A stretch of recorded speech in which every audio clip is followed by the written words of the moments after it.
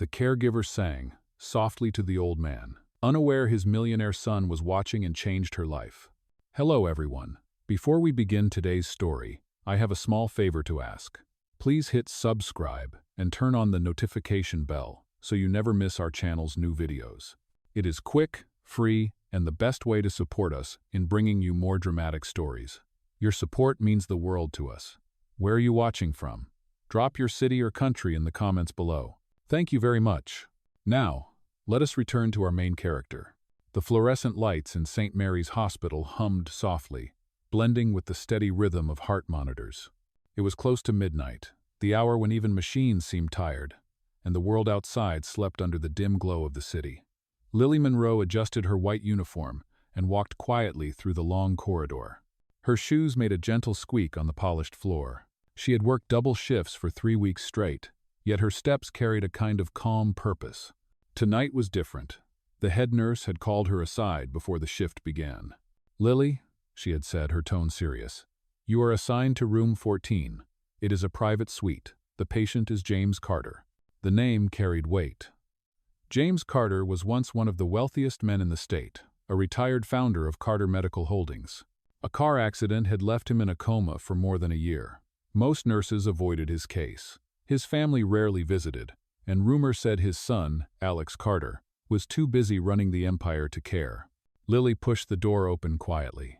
The room was large, dimly lit, more like a hotel suite than a hospital chamber. A single lamp cast a warm circle over the bed where an old man lay still, machines whispering around him. His skin was pale, his breath shallow but steady. For a long moment, she just stood there, feeling the hum of life supported by wires and beeps. Then she whispered softly, "Good evening, Mr. Carter. My name is Lily. I will be taking care of you tonight."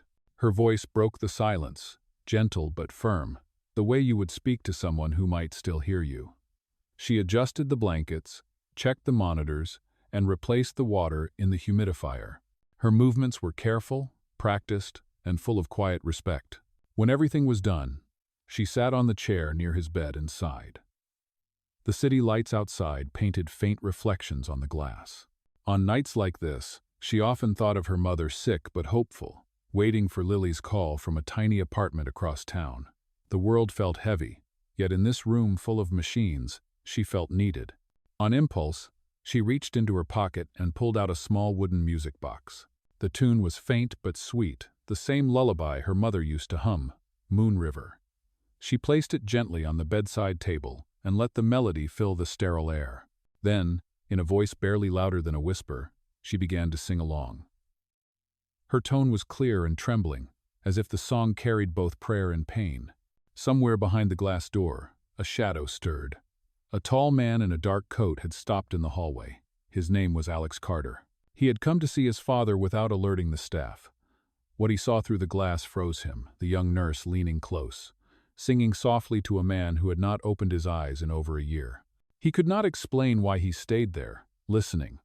Perhaps it was the purity of her voice or the way she looked at his father, not like a billionaire, but like a human being who still mattered.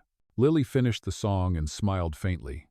"Good night, Mr. Carter," she whispered, turning off the lamp. The melody from the little music box kept playing. Behind the glass, Alex exhaled quietly, almost in disbelief. Something had shifted in that room, something beyond science, beyond wealth, a warmth that machines could not create. And neither of them knew that this quiet song, sung in the stillness of a hospital night, was about to change both of their lives forever. The morning light crept through the blinds of St. Mary's Hospital, turning the white walls a pale gold. Lily Monroe blinked away her exhaustion and poured herself another paper cup of lukewarm coffee. Her hands trembled slightly as she took a sip. She had been awake for almost 30 hours. The scent of antiseptic clung to her hair, her uniform, even her dreams. Her paychecks barely covered rent for her small apartment across the river. Her mother's medical bills stacked higher each month, and Lily had been skipping meals just to keep up. She never complained. She could not afford to. Being a nurse was more than a job. It was her identity, her lifeline. But lately, even her faith in that calling had started to fray. That afternoon, the head nurse caught her humming again while checking an IV drip. "Miss Monroe, the older woman snapped. "This is not a concert hall. You need to act professional." "Oh." Lily froze, her cheeks warming. "Yes, ma'am. I apologize." The woman sighed. "You are young and idealistic. You will learn that these patients are not listening. Do your work, then move on." Lily nodded, but inside, the words pierced deep.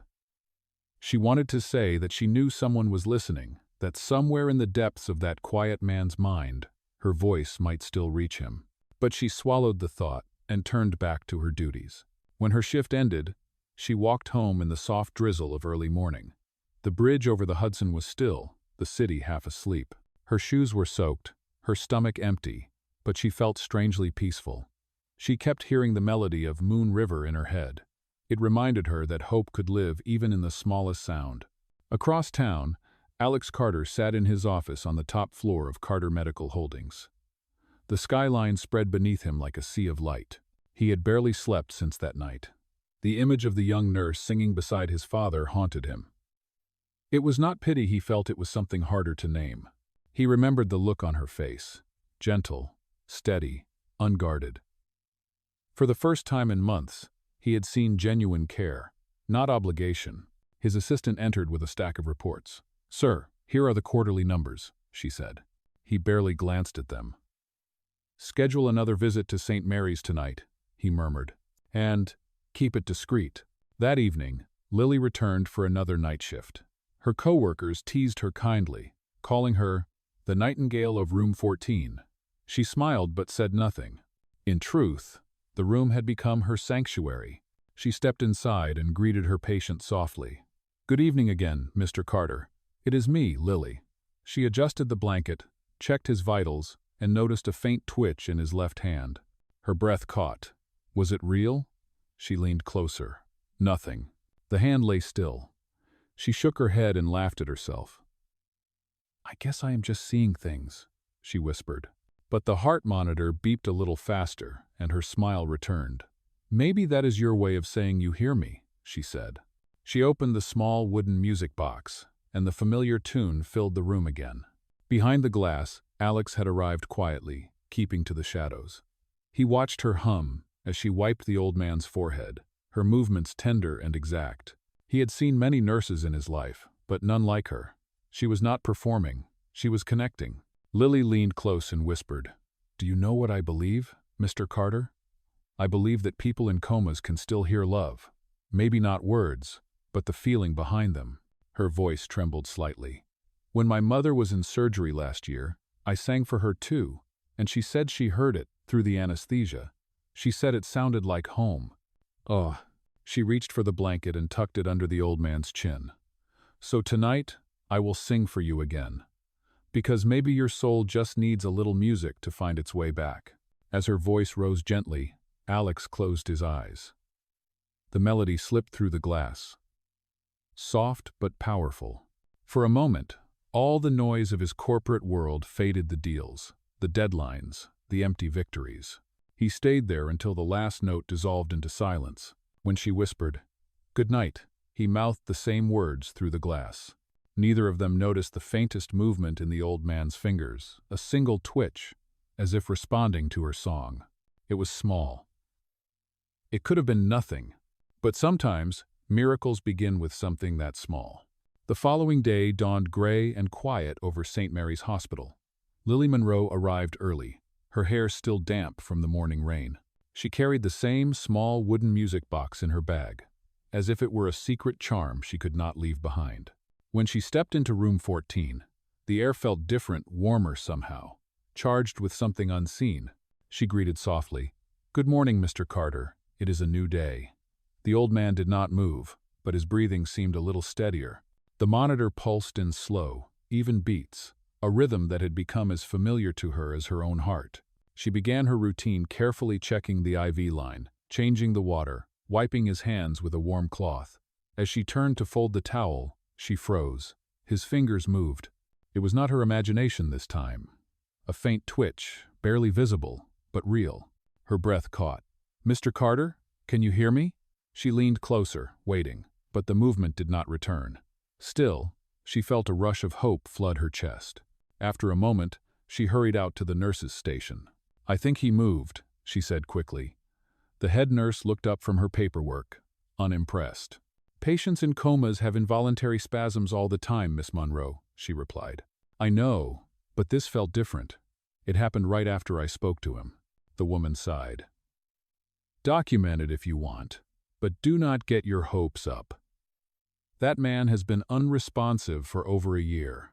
Lily wrote the note carefully in his chart, her handwriting neat and firm. Slight movement in left hand observed at 09:40 hours after verbal interaction. She signed her name and closed the file. That evening, when she returned for the night shift, she found a small card placed near the patient's bed. It read simply, "Thank you for your dedication. Signed, A. Carter." She frowned, unsure what to think. No one had ever thanked her before. Across the city, Alex Carter sat in his car in the hospital parking lot, staring at the glowing windows. He had replayed the surveillance footage again and again, the way his father's hand had moved, the faint change in the heart monitor's rhythm. He had sent the note quietly through administration, unwilling to reveal that he was watching. He needed to understand if it was coincidence, or if the young nurse truly was reaching his father. The following night, Lily entered room 14 with renewed determination. She turned off the overhead lights, letting the soft glow of the lamp create a circle of calm. "You surprised me yesterday," she said with a smile. "I told the others, but they do not believe me. That is all right. We will show them together." She opened the music box again, and the gentle melody filled the air. As she wiped his forehead, she felt the faintest pressure under her fingertips. His hand had tightened so slightly, but enough to make her gasp. "Mr. Carter, can you do that again?" she whispered. The heart monitor beeped faster, steady but strong. Her pulse raced with it. She reached for the call button, then hesitated. "No, not yet," she murmured. "Let me be sure." For the next several minutes, she spoke softly, telling him about her day, about the cafeteria coffee that tasted like cardboard, about how she had accidentally worn mismatched socks. With every word, the monitor kept its gentle, steady rhythm. When she finally stepped out of the room, she almost collided with Alex. He had been standing just beyond the door. "Oh, I am sorry," she said quickly, startled. "No, please. It is my fault," he replied, his voice lower than she remembered from their brief hallway encounter. "You are Miss Monroe, correct?" She nodded cautiously. "Yes." "Have we met?" He smiled faintly. "Not officially. I am a family representative." He did not say who he truly was. "I have been following my father's condition. The staff told me you are quite devoted." Her cheeks flushed. "I just do my job, sir. He deserves kindness, even if he cannot respond." "That kind of kindness is rare," Alex said quietly. "Most people give up after a few months." She looked back toward the room. "I cannot explain it. I just feel like he is still there, somewhere beneath all that silence." Alex studied her face for a long moment, then nodded. "Then keep doing what you are doing, Miss Monroe." He turned to leave, his voice almost a whisper. Maybe he is listening. When Lily re-entered the room, her eyes shimmered with quiet determination. She touched the music box again, letting the soft notes drift into the air. The patient's fingers moved once more, this time stronger, deliberate. The monitors began to chirp faster, lights flickering in sequence. Lily gasped and pressed the call button. "Doctor, he is responding." "No?" Footsteps thundered in the hallway. The door burst open as doctors and nurses rushed in. Lily stepped back, trembling, tears blurring her vision. Amid the rush of medical voices, one phrase echoed in her mind Alex's words. "Maybe he is listening." And in that moment, she knew. He had been listening all along. The emergency lights blinked across the monitors inside room 14 as the medical team rushed in. Lily Monroe stepped back to give them space, her hands trembling but her eyes wide with disbelief. The old man's heart rhythm had changed, no longer the steady hum of sleep, but a strong, deliberate pulse. Dr. Harris, the head of neurology, barked quick orders to the staff. "Check responsiveness. Keep the oxygen steady. Increase visual stimulus." Lily pressed her back against the wall, watching every motion. Alex Carter stood just outside the doorway, his jaw tight, his eyes fixed on the figure lying in the bed. It felt like the world was holding its breath. Dr. Harris leaned close and called out clearly, "Mr. Carter, can you hear me?" There was silence. Then a faint sound, a low groan from the old man's throat. The room froze. Lily covered her mouth as tears welled in her eyes. Dr. Harris straightened, stunned. "Prepare a neuroscan immediately. We may be witnessing a partial awakening." "Oh." As the team worked, Lily's gaze never left the patient. When the old man's hand twitched again, this time reaching weakly toward the edge of the blanket, she instinctively stepped forward and took it gently in hers. "You are safe," she whispered. "You are not alone." The old man's eyelids fluttered. Slowly, painfully, they opened. His pupils adjusted to the light, focusing with confusion and effort. He looked from the doctor to Lily, and his dry lips moved. The first word was faint, almost impossible to hear. "Music," he whispered. Lily gasped. "Yes, the song," she said softly. "Do you remember it?" The doctor gave a subtle nod to the nurse beside him. "Call the family, now." Minutes later, the door opened again, and Alex entered the room fully. He approached the bed, as though crossing into sacred ground. The monitors continued their steady rhythm, proof of something impossible now made real. When his father saw him, recognition flickered across the old man's face. His voice was weak but certain. "You came back." Alex's throat tightened. "Yes, father. I am here." The doctors continued their checks, shining lights into his eyes, recording every small movement. When they stepped out to arrange further tests, the room fell into a soft hush. Lily started to move toward the door, unsure whether she should stay, but Alex turned to her. "Please, stay," he said quietly. "He seems calmer when you are near." She hesitated, then nodded and stepped closer to the bedside. The old man's gaze shifted toward her again. "You are the one," he whispered hoarsely. "The one?" Alex asked, leaning forward. "The one who sang," his father murmured, his eyes filled with tears. Her voice brought me back. Lily could not speak. She simply held his hand as silent tears slipped down her cheeks. Alex looked from his father to her, his expression full of awe and confusion. Dr. Harris re-entered the room with the scan results. "It appears to be genuine recovery. The coma has broken. His neurological responses are returning." For a long moment, everyone stood in stunned silence, the reality of the miracle sinking in. Then the doctor added, "But we will need continuous observation. No sudden changes to routine. Stability is key." Lily nodded quickly. "Of course, doctor. I will stay through the night."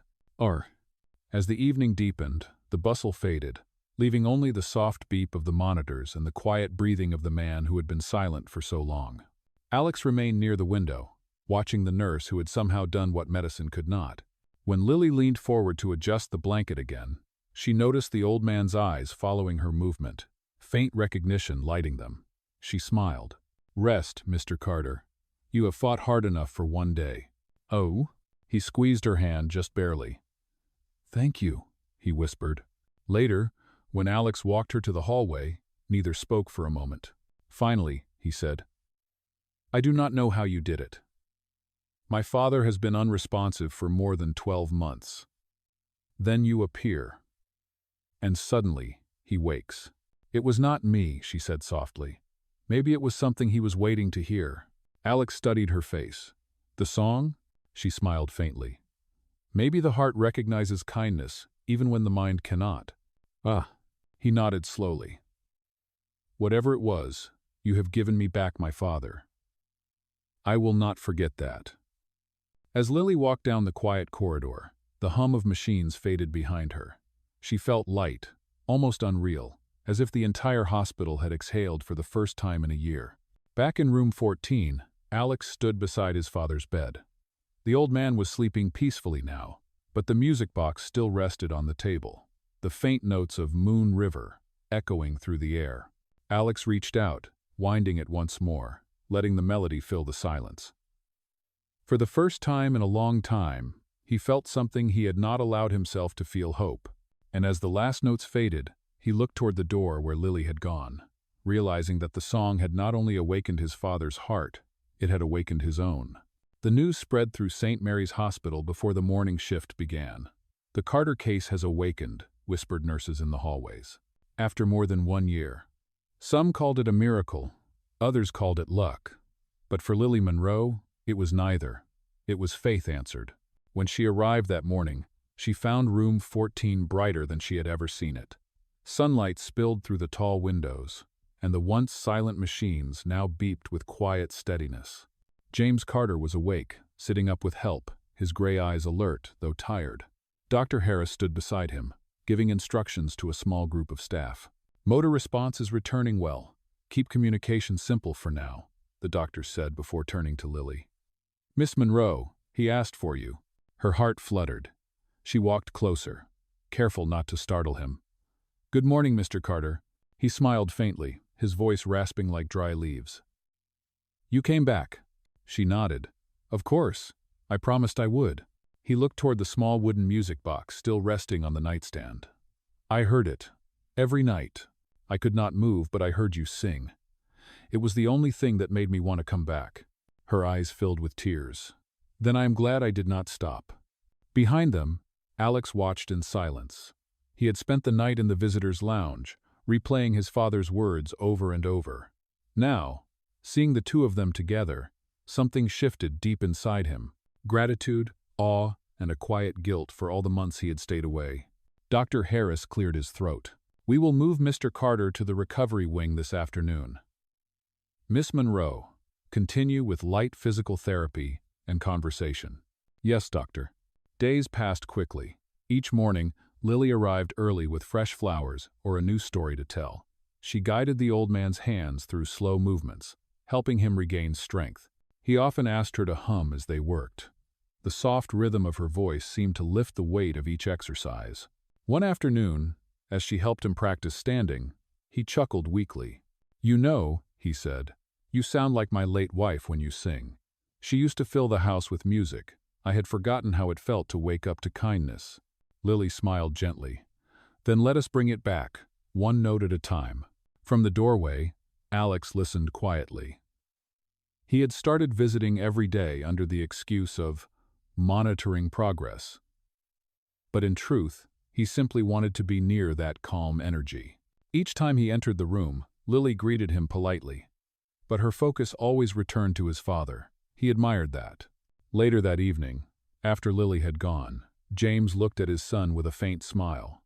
She reminds me of what matters, Alex. You build hospitals, but she brings them to life. Alex looked down, his voice low. I see that now. When Lily returned the next day, she found a small envelope on her desk. Inside was a handwritten note in elegant cursive. Your compassion is not unnoticed. Continue your good work. Signed, a friend. She smiled but shook her head, thinking it must be from one of the volunteers. She tucked the note into her pocket and returned to room 14. James was stronger that day, his voice clearer. As she adjusted his blanket, he caught her hand gently. Promise me you will keep singing, even when I am no longer here, he said softly. She hesitated, her throat tight. You are not leaving us any time soon, Mr. Carter, he smiled knowingly. No one stays forever, my dear, but your song, that is something that will last. As evening settled over the hospital, Lily stepped into the hallway, feeling the quiet hum of life all around her. For the first time, she allowed herself to believe it. The song that once filled a silent room had become something far greater, a bridge between life, loss, and love still waiting to be found. A few days later, Lily Monroe arrived for her shift, to find the hospital unusually tense. Nurses whispered in small groups, their voices low. Something had changed in the calm rhythm of St. Mary's Hospital. When she reached the recovery wing, Dr. Harris met her with a grave expression. Miss Monroe, he said, I need to speak with you privately. Her heart skipped. Is it Mr. Carter? Is he all right? He is stable, the doctor said carefully. But there are administrative concerns. Someone has raised questions about your professional conduct. She blinked in confusion. My conduct? I do not understand. He handed her a printed report. An anonymous complaint claims you have developed a personal relationship with a patient's family member, and that you may have violated hospital protocol. The words blurred before her eyes. That is not true, she whispered. I know your record, Dr. Harris said gently. You are one of the most dedicated nurses here, but the board requires an internal review. You may need to take temporary leave while we investigate. Lily felt the world tilt slightly beneath her feet. Please, doctor, this is a misunderstanding. I hope so, he said. For now, go home and rest. We will sort this out soon. She walked out of his office in a daze. The same hallway that had once felt warm now seemed endless and cold. Her fellow nurses avoided her eyes, already aware of the rumor spreading through the building. That evening, she sat on a bench outside the hospital, staring at her trembling hands. All her years of service, all her care, suddenly questioned. She thought of Mr. Carter, recovering because she had refused to give up. She thought of Alex, of his kindness, his gratitude. Could someone have seen them talking and twisted it into something improper? Across town, Alex Carter was in a boardroom, surrounded by executives, when his phone buzzed. The message was from his father's assistant. The nurse, Miss Monroe, has been suspended pending review. He froze. Who authorized this? Hospital Compliance Division, sir, the assistant said. Apparently, someone reported favoritism and boundary violations. Alex rose from his chair. That is absurd, he said sharply. Miss Monroe saved my father's life. She deserves recognition, not suspicion. Within the hour, he was at St. Mary's, striding through the corridor with controlled fury. He found Dr. Harris outside room 14. Doctor, what is happening? Harris adjusted his glasses. A complaint was filed. It did not come from staff. It came from upper management. Possibly one of the shareholders who oversees the Carter Foundation's funding for the hospital. Alex's eyes darkened. Nathan, he said quietly. My half-brother. The doctor hesitated. If that is true, it explains a lot. Alex clenched his fists. He has always resented Father's legacy in my position. Now he is using this hospital to make us look corrupt. That night, Lily sat alone in her small apartment, listening to the rain against the window. Her phone buzzed with a message from an unknown number. Do not return to the hospital until further notice. She pressed the device to her chest, tears spilling silently. At the same time, Alex was in his office, scanning through digital records and internal emails. When he found a document labeled Patient Care Report, Room 14, Discretionary Payments, his jaw tightened. It was falsified financial data, designed to make it appear she had received money for personal favors. He leaned back, anger simmering beneath his calm exterior. You went too far this time, Nathan, he muttered. He picked up his phone and called his security team. I want every transaction and communication traced. If there is a setup, I will expose it. Outside, lightning flashed across the sky, illuminating the city below. Two people in different places, one losing faith, the other preparing for battle, both unaware that the truth would soon bring them face to face again. And for the first time since the miracle in Room 14, hope hung in the balance. 3 days later, the storm that had started inside St. Mary's Hospital reached its breaking point. The press had begun to circle the story. Wealthy family's nurse accused of misconduct. Lily Monroe stayed hidden in her small apartment, curtains drawn, her phone silent except for the occasional message from her mother reminding her to eat. She had stopped replying. Then, one evening, there was a knock at her door. When she opened it, Alex Carter stood there, drenched from the rain, his expression steady but urgent. Miss Monroe, he said quietly, we need to talk. Lily's first instinct was to close the door. You should not be here, she whispered. If anyone sees you. They already have, he interrupted. And they have seen everything wrong. I have proof that someone framed you. She blinked, unsure whether to believe him. Proof? He nodded and stepped inside, handing her a folder sealed in plastic. Inside were financial records, email transcripts, and surveillance stills. Each document pointed to the same name, Nathan Carter.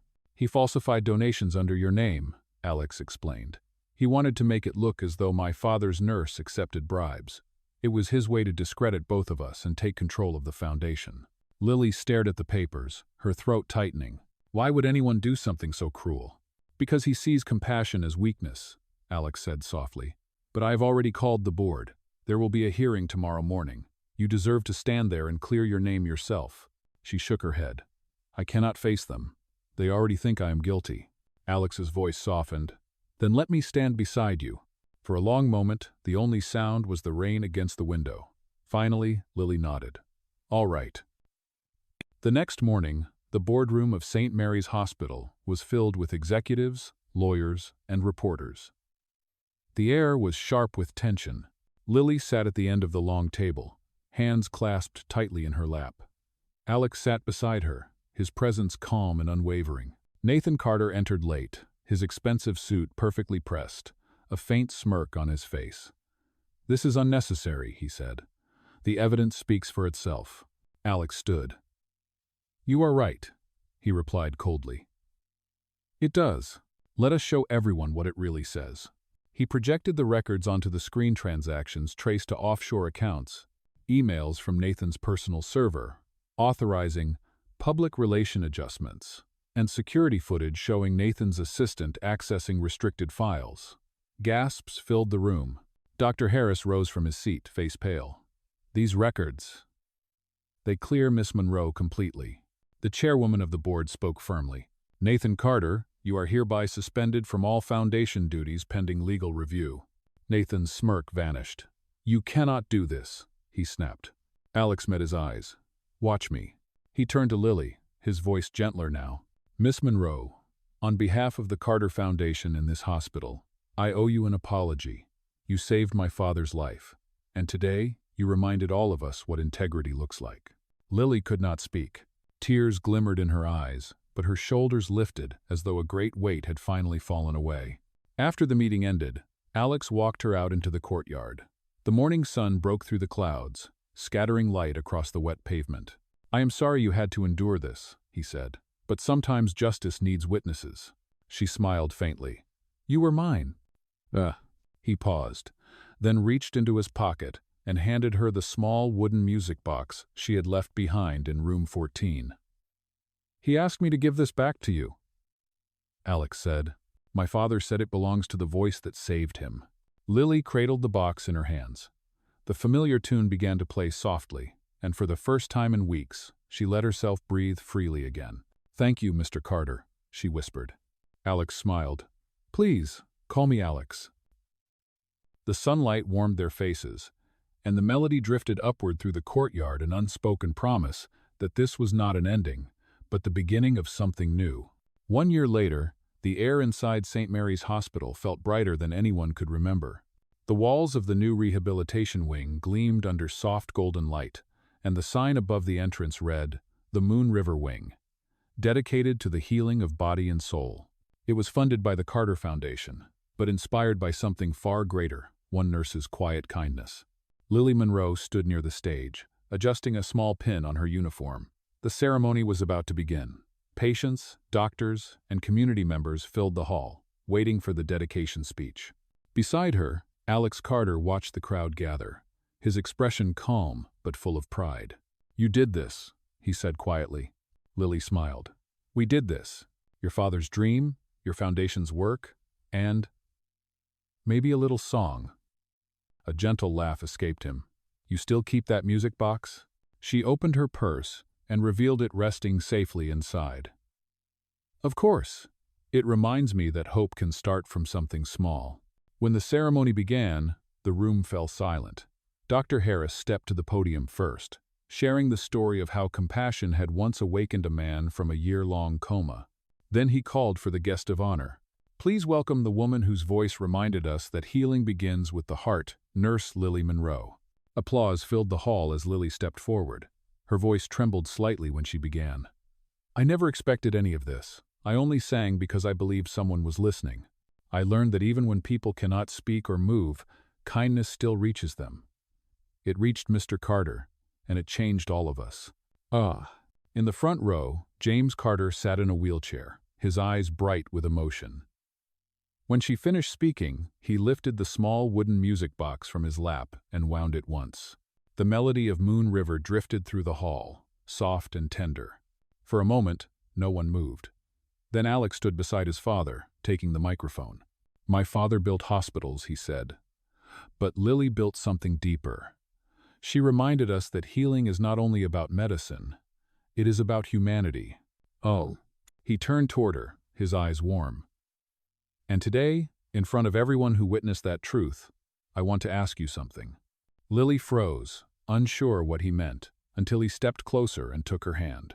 From his pocket, he pulled out a small silver ring shaped like the curve of a musical note. "This is not about gratitude," he said softly. "It is about the way your light changed my life. You healed my father's heart, and mine." A hush spread through the hall. Lily's eyes filled with tears as the melody continued to play. "Alex," she whispered, "are you sure?" He smiled. "I have never been more certain of anything." The audience erupted into gentle applause as she nodded, her tears turning into a radiant smile. She slipped the ring onto her finger as the last notes of the song faded. James Carter clapped softly from his chair, his voice breaking with joy. "She brought me back to life once. Now she has brought my son back, too." 1. Outside, the sunlight poured through the tall windows, painting golden patterns across the floor. Lily leaned into Alex's embrace, and the two stood together beneath the new sign of the Moon River Wing. In that moment, the story came full circle, a melody of compassion, justice, and love. And somewhere, deep within the hum of the hospital, the faint echo of a song whispered once more, reminding everyone who heard it that kindness, above all else, has the power to heal.